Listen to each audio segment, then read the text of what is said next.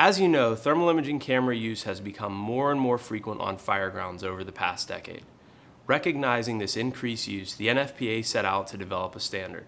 This new standard, NFPA 1801, Thermal Imagers for the Fire Service, comes into effect. There are 3 things you need to know about this standard.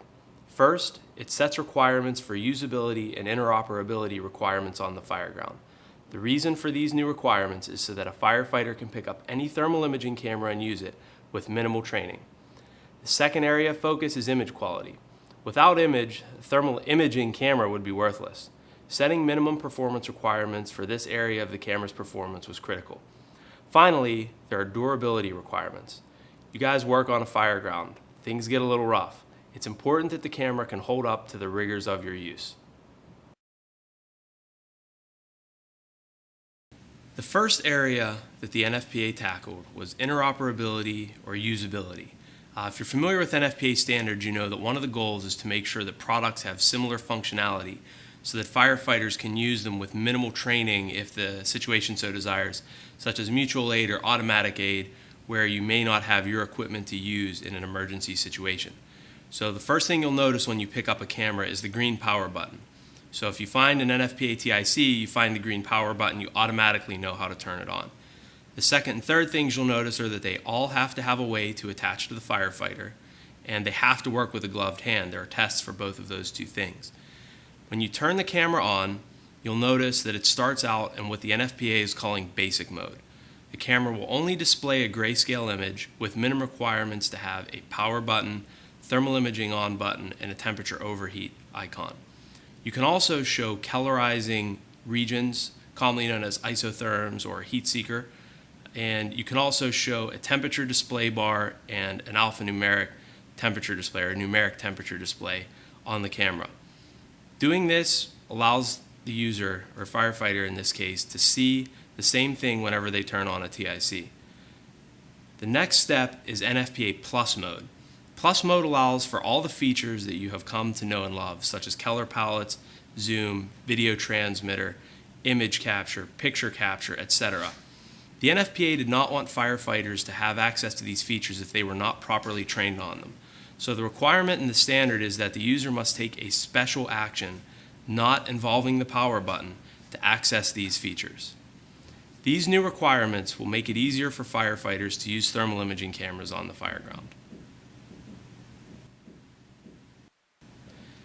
The next area the NFPA decided to focus on could be the most important, and that's image quality. Without image, a thermal imaging camera really does not have value.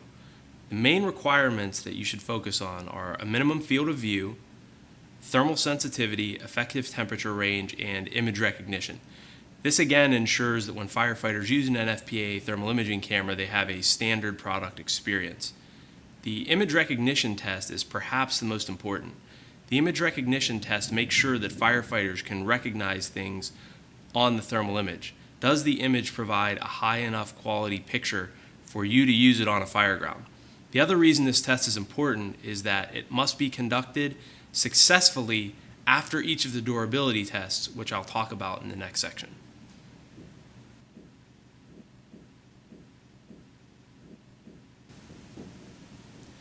The last set of requirements that I'll talk about are the durability requirements. These requirements really set out to make sure that manufacturers meet a minimum performance standard for durability in their products.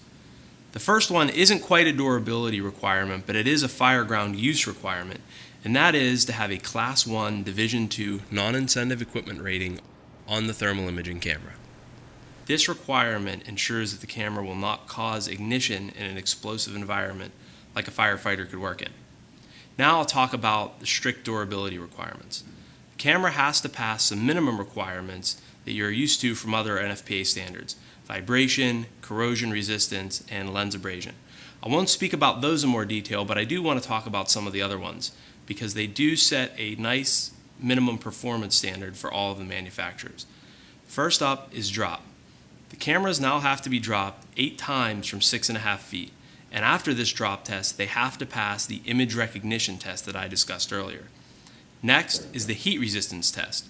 The camera is placed in an oven at 500 degrees Fahrenheit for 5 minutes. After removing the camera from the oven, the camera has to pass the image recognition test. So you can sort of sense a theme here. Next is the heat and flame test. The camera is placed in a 200-degree Fahrenheit oven for 15 minutes. At the end of that test, it's exposed to flame for 10 seconds. The camera is not allowed to have afterflame, and it must pass the image recognition test. Last is the durability test. This test runs for over 24 hours and puts the camera through a wide variety of environments. The camera sees negative temperatures, high temperatures. It's dunked underwater, and it's tumbled in a giant dryer-like apparatus that bangs the camera around. At the end of this test, the camera must pass the image recognition test, and there must not be any water inside of the camera. You can tell from these requirements that the NFPA is very serious about setting minimum durability requirements for thermal imaging cameras on the fireground. So that about wraps it up. Hopefully you feel more prepared to purchase NFPA thermal imaging cameras, and you have a greater understanding of the standard and its impact on you.